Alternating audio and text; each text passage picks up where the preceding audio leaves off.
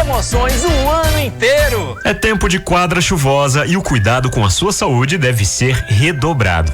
Para sua prevenção, lave sempre as mãos. Prefira ambientes com circulação de ar natural. Não leve as mãos aos olhos, boca ou nariz depois de ter tocado em objetos de uso coletivo. E claro, mantenha-se hidratado e bem alimentado. Caso já esteja gripado e apresente sintomas persistentes, como dificuldade para respirar e dor no peito, procure ajuda médica. Apvida, faz bem para você. A Mundial Locadora é uma empresa consolidada no mercado potiguar, especializada no segmento de terceirização de ambulâncias, frotas de veículos para empresas e aluguel de carros direcionados aos turistas que visitam nosso estado. Nossa frota de carros novos de diversas marcas e modelos dispõe de um serviço personalizado e assistência 24 horas, garantindo aos nossos clientes a tranquilidade necessária nas viagens de negócios e lazer. Mundial Locadora. Acesse o nosso site mundialrenteacar.com 30820284. WhatsApp 994 14 11 22.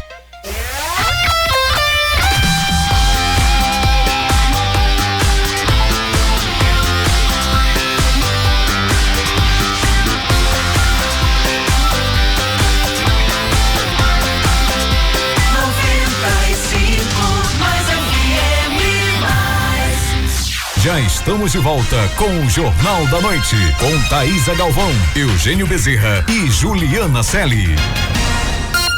Opa, voltou em Natal 6 horas mais 29 minutos. Ó, se você tiver pergunta, a partir de agora o nosso assunto é o novo coronavírus, o Covid-19. A gente vai conversar com um especialista.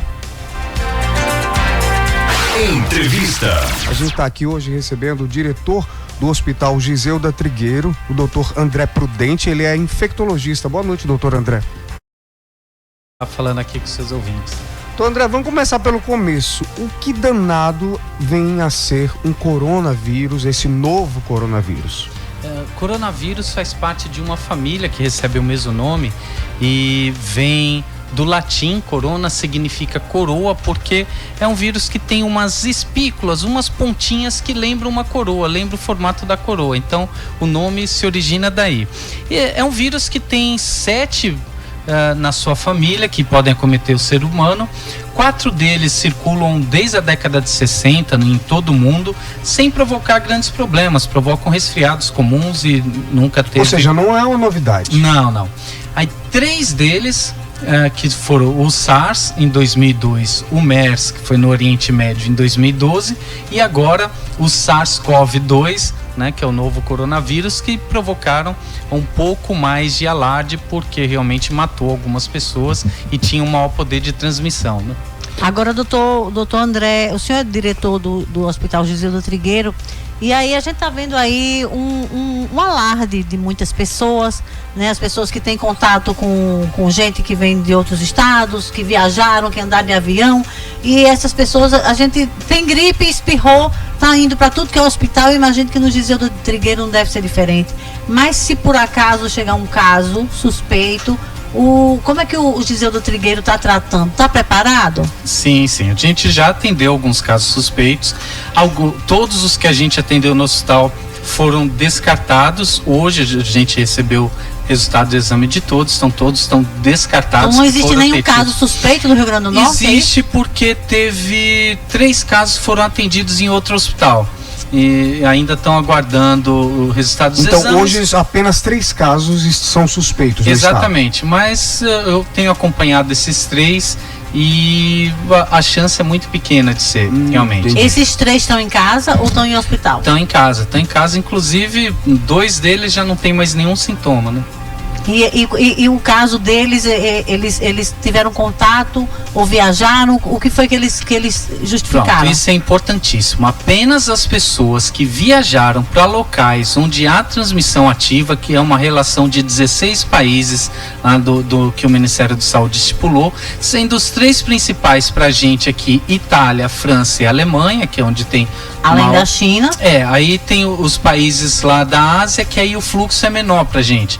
Mas esses 3 ainda, principalmente a Itália, tem um fluxo maior de potiguares, inclusive. Então, somente as pessoas que estiveram nesses locais e que desenvolvem sintomas respiratórios, como tosse, coriza, espirros e febre, tem que ter febre, que são enquadrados como casos suspeitos. O senhor falou dos sintomas. E só para terminar, esses 3 passaram por aí? Exatamente, são 3 pessoas que estavam na Itália e que retornaram ao Brasil com esses sintomas.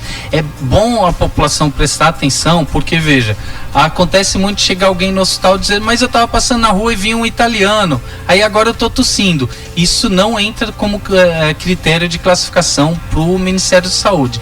Não adianta que o Ministério não vai fazer exame dessas pessoas. O senhor falou agora dos sintomas, de um modo geral parece uma gripe comum, é isso? Como é que a pessoa pode realmente perceber? É só pelo fato de estar em contato com alguém desses países que aí pode realmente ter uma grande desconfiança em relação ao coronavírus? Exatamente, todos os casos que foram enquadrados como suspeitos é que estavam com sintomas gripais e estiveram na Itália.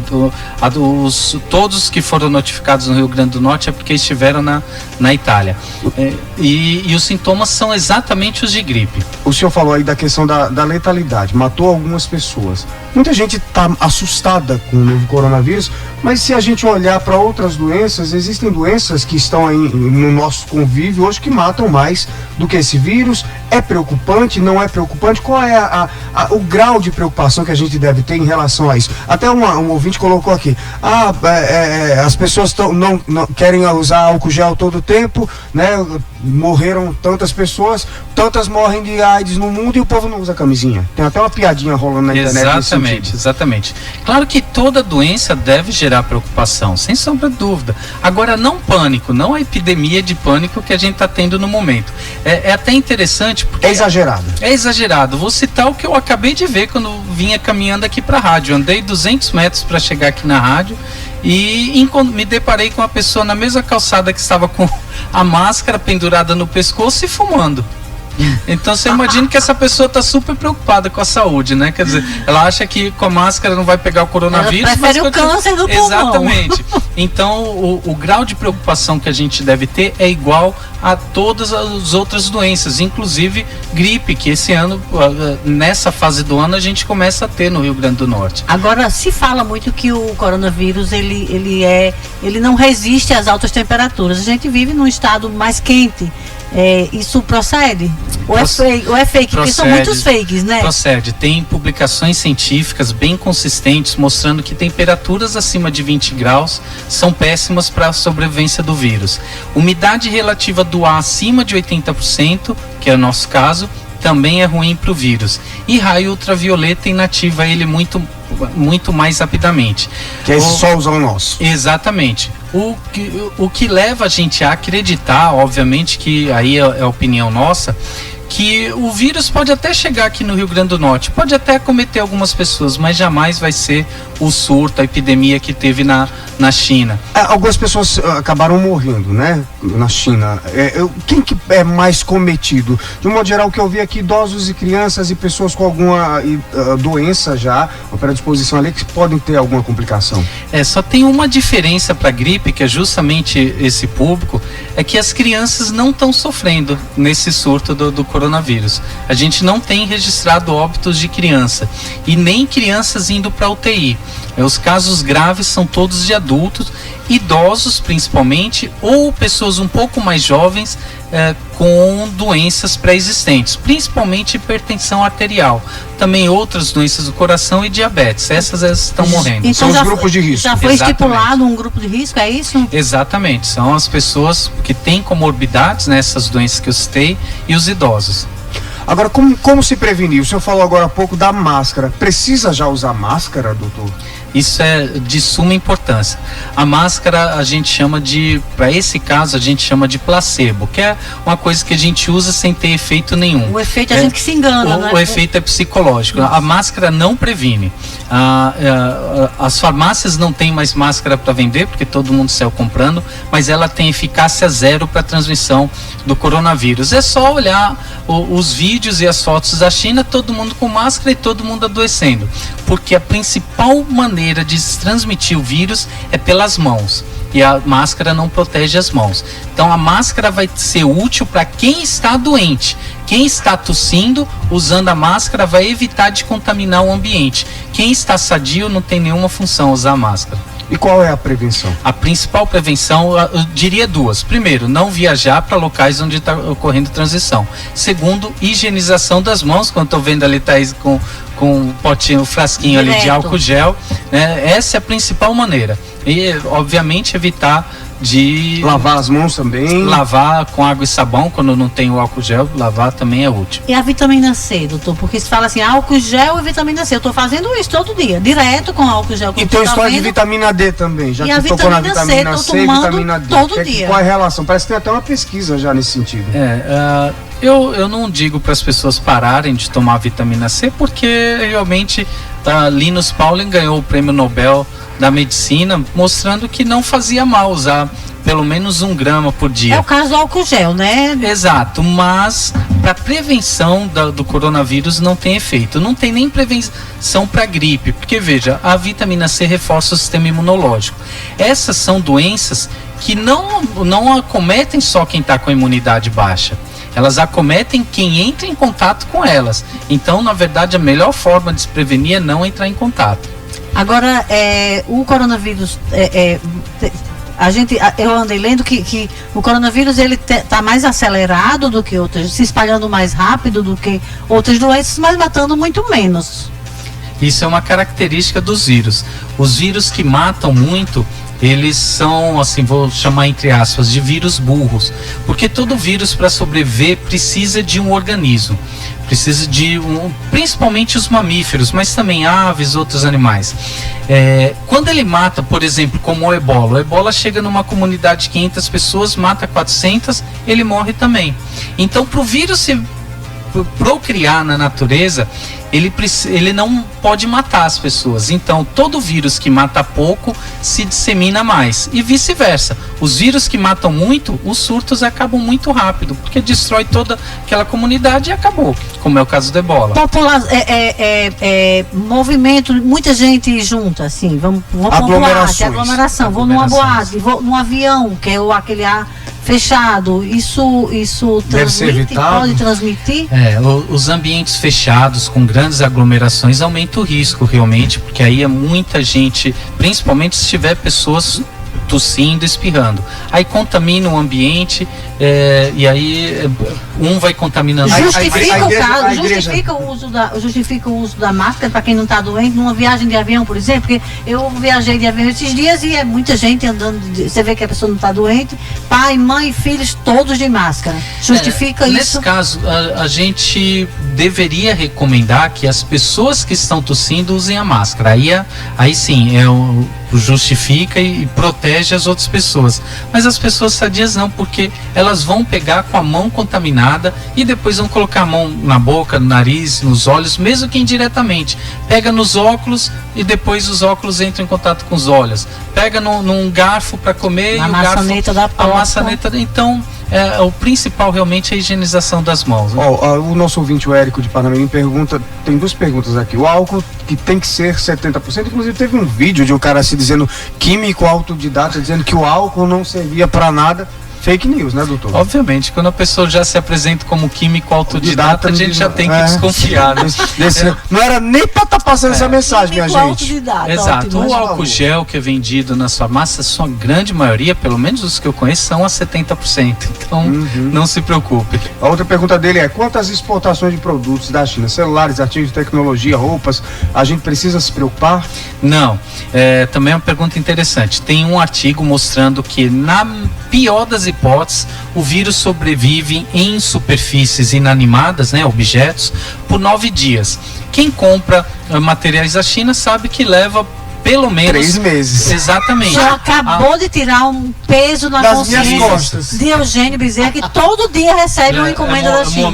Bombeiro. Exato, mas na melhor das hipóteses, a gente tem aqui o relato da Anvisa, que diz que o navio mais rápido que vem da China ao Brasil leva 42 dias. O mais rápido. A maioria deles levam 2 meses e acima. Então, não tem risco de transmitir por essa via. Com relação a essa questão dos cuidados, as pessoas falam também que é preciso, já que é um vírus que vai atacar ali a imunidade, de uma forma ou de outra. Ou seja, se você tiver uma alimentação saudável, uma vida mais saudável, isso tudo vai ajudar dar e vai ser uma gripe comum se vier para você. Como é que é essa questão da imunidade, da vida que cada uma das pessoas leva, ou seja, praticar atividade física, se alimentar direito, comer alimentos saudáveis, isso ajuda ou não? Sem sombra de dúvida, as pessoas que têm uma vida saudável tendem a ter doenças mais leves, não tenha dúvida. E, doutor, quanto ao período de incubação, assim, você corre o risco de pegar o vírus e passar vários dias sem nenhum sintoma e só depois é que ele aparece. Existe um período de incubação? Existe. O período de incubação, para o ouvinte ter uma noção melhor, é o período que vai do momento do contágio até o surgimento do primeiro sintoma. Em média, são 5 dias. A Organização Mundial de Saúde colocou entre 5 e 7 e, na pior das hipóteses, chega a 12 dias. Então a Organização Mundial de Saúde deixou um prazo aí de 14 dias para ter segurança. Mas em média são 5 dias. Então significa que você pode estar contaminado. E aí, nesse período de incubação, já existe a informação de que se ele pode transmitir ou não nesse período de incubação, ou só depois que ele se manifesta? Então, pela primeira vez na história, a gente está vendo um vírus respiratório que mesmo sem os sintomas, sem aparecer ainda o sintoma, a pessoa pode transmitir. Isso ocorreu em um caso na Alemanha, de um chinês que foi a uma reunião na Alemanha, sem sintomas no dia da reunião, voltou para a China, desenvolveu a doença e depois dois alemães estavam na reunião com ele, também tiveram. Então, realmente, é possível ser transmitido 1 ou 2 dias antes dos sintomas surgirem. Por exemplo, no Brasil a gente ainda só tem 2 casos confirmados até agora em São Paulo. Inclusive, um estudo, eu estava lendo agora há pouco, do genoma, são diferentes. Um parece que veio da Itália, outro da Inglaterra, né? São mais parecidos com vírus distintos aí. E como é que vai ser tratar isso? Por exemplo, a gente tem pesquisas aí, pelo menos 20 pesquisas diferentes com relação à vacina. Vai surgir uma vacina? Não vai surgir? Há uma expectativa nesse sentido? Como é que os médicos veem essa questão aí da prevenção? Isso também é muito importante, porque infelizmente precisa ter uma série de trâmites legais e técnicos para que uma vacina seja disponibilizada comercialmente. Então precisa ser testada em laboratório, em animais, em seres humanos voluntários para poder ser lançada, né? E isso leva alguns meses no mínimo. Quanto tempo o senhor acredita? Pelo menos um ano. Pelo menos um ano a gente vai ter. A informação que tem, a vacina que está mais avançada é que daqui a 3 meses é possível que já se comece o teste em humanos. Daí para ser lançada em torno de 9 meses. Por exemplo, digamos que ela chega aqui ao Rio Grande do Norte. Eu estou em casa, aí alguém da minha família está com o vírus, né? Foi diagnosticado ali. Como é que eu vou prevenir para que as outras pessoas da casa, que tipo de trabalho vocês vão fazer? Vai haver uma quarentena, essas pessoas vão ficar isoladas? Como é que deve ser o tratamento aí das pessoas? Perfeito. Inclusive o Rio Grande do Norte foi o primeiro estado a ter um protocolo clínico. Até o Ministério da Saúde se baseou no nosso quando foi fazer o dele 10 dias após a gente lançar o nosso. E tem as recomendações desse protocolo que vocês podem acessar no site da Secretaria Estadual de Saúde, saude.rn.gov.br. Está lá disponível para todo mundo. Quais são as recomendações? A pessoa doente usar máscara. Pronto. Então, quando ela tossir, espirrar, ela já não vai contaminar o ambiente.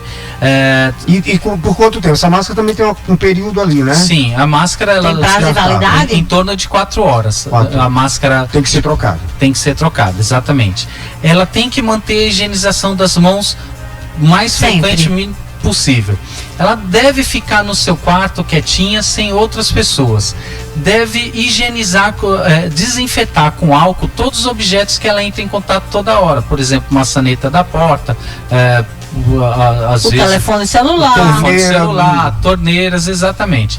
Não deve compartilhar nenhum objeto que entre em contato com vias aéreas, como copos, talheres e outras coisas parecidas que podem entrar em contato aí com vias aéreas, né? Nebulizador, por exemplo, máscaras, não deve entrar em contato. E aí evita a transmissão. Agora o senhor disse que só é interessante que use máscara quem tiver doente. Quem tiver sadio não precisa usar. Mas os profissionais da saúde, os profissionais que trabalham em hospitais, que recebem essas pessoas, eles estão sadios, mas eles precisam usar máscara? Eles precisam quando entram em contato menor do que 1 metro. aí sim é recomendado eles usarem. E dependendo do procedimento que for fazer, por exemplo, às vezes tem que fazer uma reanimação cardiorrespiratória, né, aquela massagem cardíaca, aí é obrigatório porque aumenta a quantidade de vírus que o indivíduo elimina. Com relação a volto de novo essa questão do Brasil, o senhor falou há pouco sobre essa questão do clima, talvez o vírus não se propague. O ministro também deu uma declaração assim que acha que a gente está mais preparado para enfrentar o SARS do que a própria gripe, o Covid do que a própria gripe, por exemplo. Exatamente. Felizmente começou lá pela Ásia e a gente teve tempo aí minimamente de se planejar. Não trouxe só coisas ruins, trouxe coisas boas. A gente tinha uma enfermaria no Giseu do Trigueiro com 25 leitos, estava desativada há muitos anos e a gente conseguiu recursos, agora conseguiu abrir a enfermaria para internar possíveis casos, mas se eles não surgirem, vai internar as outras pessoas que precisam. A chegada, por exemplo, de voos do exterior é preocupante? Natal recebe muitos turistas, né? Recebe. Agora, a gente teve uma diminuição no fluxo e no número de voos para esses países afetados. Já não de agora, mas de alguns anos. Então, a gente tem poucos voos diretos para países. Tem um voo para Milão. Aliás, não tem mais um voo direto para Milão, né? Então, as pessoas que chegaram aqui, elas chegaram por Recife. Para você ter uma ideia, todos os casos suspeitos vieram por Recife. E aí do aeroporto de Recife vieram para cá. Então a gente ainda tem essa vantagem de não ter muitos voos. Para a China não tem nenhum voo.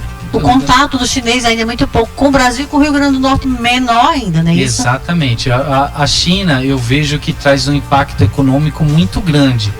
Mas de fluxo de turistas pra gente é muito pequeno. Agora, doutor André Prudente, a gente está conversando aqui com o doutor André Prudente, ele é diretor do Giseu do Trigueiro. Há poucos dias teve um movimento em relação a se tratando de um rapaz que estava internado e que disse que chegou, que tinha coronavírus, e espalhou e foi um Deus nos acuda. O que foi aquilo? Para a gente explicar melhor para o nosso ouvinte que aconteceu, quem era esse rapaz, ele tinha coronavírus, por que ele disse isso? Ele estava internado no Giseu do Trigueiro?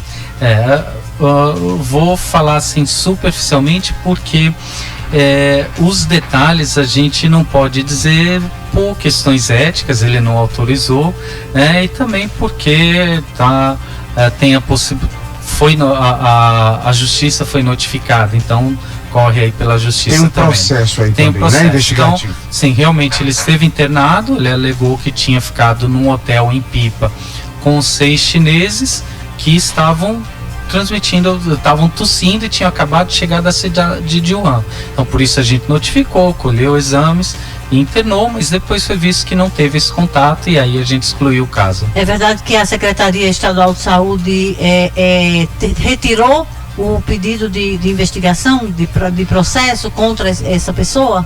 Na verdade não retirou, está nas mãos do secretário de saúde, porque tem um laudo de um psiquiatra que talvez mexa aí com toda a história, que aí a gente não pode entrar muito em detalhe. Ele deixou aqui no ar uma informação que a gente ficou com vontade de perguntar, mas a gente já sabe que ele não vai responder. Não vai responder. Então, só para fechar aqui, doutor André, o Giseuda hoje está preparado com quantos leitos? Se de repente a gente tiver aí algum problema realmente, casos confirmados e que a doença se alastre, quantos leitos o Giseuda tem hoje? É só no Giseuda que esses pacientes vão ser tratados? Os adultos no Giseuda, as crianças no Hospital Maria Alice e alguns hospitais privados também vão receber. No Giseu Trigueiro nós temos 25 leitos hoje que estão disponíveis para esses casos. São leitos de isolamento, é isso? Isolamento, isso. Como é que chama? Exatamente, leitos de isolamento. Obviamente que a gente espera que não chegue, aí vai servir para todo o restante da população que procura nosso hospital. Olha aqui, Eugênio, hoje o Brasil, o Brasil tem 433 casos suspeitos do novo coronavírus. O Ministério da Saúde divulgou agora à tarde, né, esse número, 433 casos suspeitos. Nenhum novo caso foi confirmado, continua só com aqueles 2 infectados que são brasileiros que tiveram recentemente na Itália. Nenhuma novidade, só um aumento de suspeitos, porque as pessoas, como a gente está conversando aqui, está constatando aqui, as pessoas têm uma preocupação e vão atrás, às vezes, que se dizem suspeitos, sem serem, né? Era esperado esse aumento, porque antes a definição de casos era só quem viajou para a China. Quando ampliou para a Itália, aí muitos brasileiros realmente passeiam na Itália, foram antes de começar a ter transmissão lá naquele país, né? E estão retornando agora. Então, alguns vão voltar tossindo e a maioria deles vão ser gripe, que é muito mais comum. Até porque a mudança de clima de um país para o outro, às vezes, provoca isso. Está frio lá. Mas eles têm que ser notificados porque entra na definição de caso suspeito. Agora, doutor André, o senhor acha que isso vai passar? Isso é mais porque a gente vive assim em momentos. Mal da vaca louca, gripe suína, um monte de coisa e passa. E ninguém mais se lembra disso. Eu sempre brinco com os colegas cardiologistas falando que eles têm uma monotonia muito grande, que a última doença que descobriram na cardiologia foi Hipócrates quem descreveu, né? E na infectologia toda hora a gente tem um vírus novo. Exato, a gente não vive de monotonia, né? Não tem a menor dúvida de que isso vai passar. E vem outro. Ano que vem outro, daqui 2 anos vem outro, e a gente vai passar por isso. Claro, algumas pessoas vão sofrer. Agora, doutor, o senhor acha que tem... Vou aqui fazer as teorias malucas. Tem alguma relação com essa questão do meio ambiente, o surgimento de alguns vírus, a mutação desses vírus? Porque a origem, as pessoas falam que pode ter vindo que seria aí a mutação de um vírus que estava em animais e passou para os humanos? Essa é a hipótese mais aceita. O reservatório do vírus é um morcego. O morcego tem muito coronavírus. Os morcegos transmitem para outros mamíferos, que lá dentro desse organismo do outro mamífero tem outros vírus que acaba tendo recombinação genética e gera novos vírus. Isso aconteceu, por exemplo, com H1N1, que era a gripe suína, que foi justamente gerada nos porcos. Então isso sempre aconteceu na história, não é só a mudança de clima não, isso desde que o mundo é mundo é assim. Agora é importante dizer que também a gente está passando por um período histórico, porque nunca na história da humanidade se descobriu um vírus de uma nova doença em tão pouco tempo. Em 7 dias praticamente a gente já sabia qual era a causa de uma nova doença. Se a gente for pensar em hanseníase, levou 3.000 anos, tuberculose 2.000 anos, e hepatite C levou mais de 100 anos para a gente descobrir. Então foi uma coisa assim, para deixar registrado. Agora, prejuízo mesmo, Eugênio, 38% dos norte-americanos rejeitam a cerveja Corona por causa do vírus, diz uma pesquisa. Os consumidores estão associando a cerveja ao coronavírus por pura desinformação. Exato, então é o prejuízo aí da cerveja Corona por causa do coronavírus. Não tem nenhuma relação. Nenhuma relação, nome, né? Não é isso? Essa daí se deu mal. Inclusive o interesse das pessoas pelo assunto cresceu quase 300%. O Google divulgou que desde a última quinta-feira, quando foi ali confirmado o primeiro caso, né, começou o interesse das pessoas, mas mesmo assim ainda é muito menor do que o interesse em buscar informações de como se prevenir do que os italianos, né, que estão muito mais preocupados do que nós brasileiros. Essa preocupação vai chegar ou ela é descartada para nós brasileiros? Eu espero que fique só nisso e que logo a gente nem comente mais sobre isso e volte a falar de problemas que existem há muito tempo aqui que não estão resolvidos, como o dengue, por exemplo. E como o sarampo que está voltando. Como o sarampo que está voltando, chikungunya, zika, tuberculose, AIDS. O Hospital José do Trigueiro é um hospital que está tomado de pessoas com HIV e pessoas com tuberculose. São doenças muito antigas que matam muito mais que o coronavírus e ninguém está comentando sobre elas. Quantas pessoas morrem de AIDS por ano no Rio Grande do Norte? No Rio Grande do Norte está uma média, o ano passado foram 80 e poucas pessoas. E ainda é um número baixo. Já foi muito mais alto, mas deveria ser mais baixo, considerando que é uma doença que tem tratamento hoje. Quando diagnosticada a tempo, ela tem tratamento. Ok, queria agradecer aqui muito a presença do Dr. André Prudente, infectologista e diretor do Hospital José do Trigueiro. Obrigado pela entrevista e pelos esclarecimentos. Obrigado pelo convite, sempre chamar, estarei aqui. Pois é, tá aí, segundo as dicas do Dr. André Prudente. Lave as mãos. Use álcool gel. Não viaje para a Itália, né? Não em casa com o italiano. Não, tá aí. Né? Passar e-mail para italiano, pode? Pode. E-mail pode. Porque tem tanta gente namorando com o italiano. Passar e-mail corre o risco de pegar vírus pro computador, mas o coronavírus não. Não, boa, doutor. Obrigada pelas informações, doutor André Prudente. Olha, a gente vai embora, hora de dar tchau, Hora de Thaísa. dar tchau, acesse taisagalvão.com.br. Boa noite, obrigada pela audiência, até amanhã. Até amanhã. Acabamos de apresentar Jornal da Noite. Oferecimento: show de prêmios Nordestão. Emoções o ano inteiro. A Vida faz bem pra você. Show de prêmios Nordestão.